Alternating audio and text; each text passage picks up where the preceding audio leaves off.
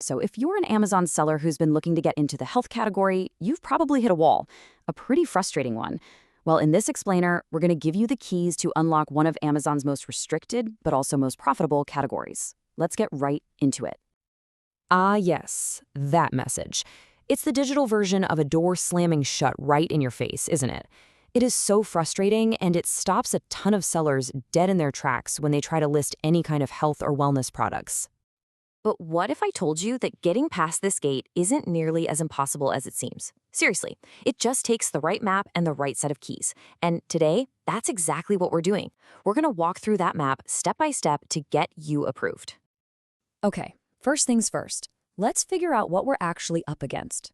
What exactly is this OTC gate, and why in the world does Amazon even have it in the first place?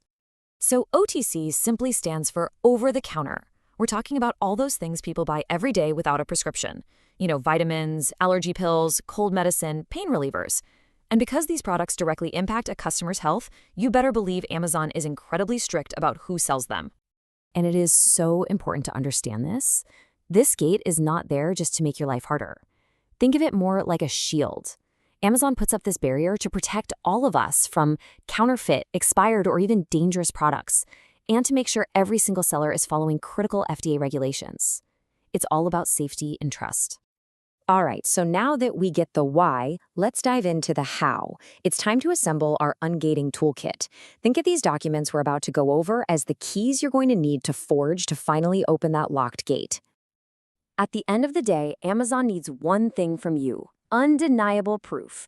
Proof that your products are the real deal, that they're safe, and that you got them from a legitimate supply chain. So let's look at exactly what that proof looks like. Okay, this is basically your compliance checklist.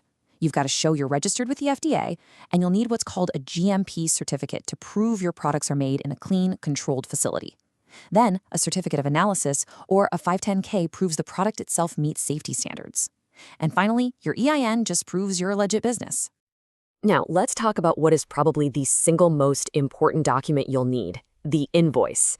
And listen, this can't be just any old receipt. It has to come from a manufacturer or an approved wholesaler.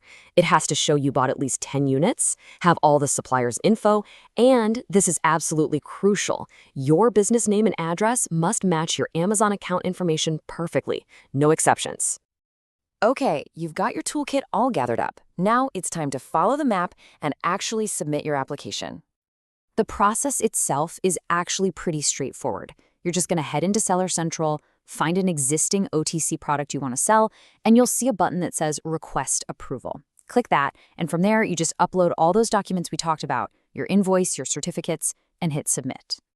Now, a quick heads up on timing. Once you hit Submit, the waiting game begins. It could take a few days, or honestly, it could take a couple of weeks. A real person on Amazon's team is manually reviewing every single thing you sent, so you just got to be patient. Of course, not every application gets a yes on the first try. So let's talk about the common traps people fall into so that you can dodge them and give yourself the best shot at success. Okay, pay a really close attention here because this is huge. Amazon will instantly reject invoices from retail stores. You absolutely must use a real wholesaler. They will reject documents if the address on your invoice is even slightly different from your Seller Central account. And they will definitely reject blurry, hard-to-read scans. These little details make all the difference. And hey, if you do get rejected, do not give up. Amazon will usually tell you what went wrong.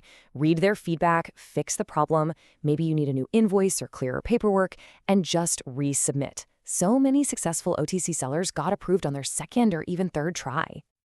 So let's say you followed all the steps, you dodged the traps, you are persistent, and you finally get that amazing approval email.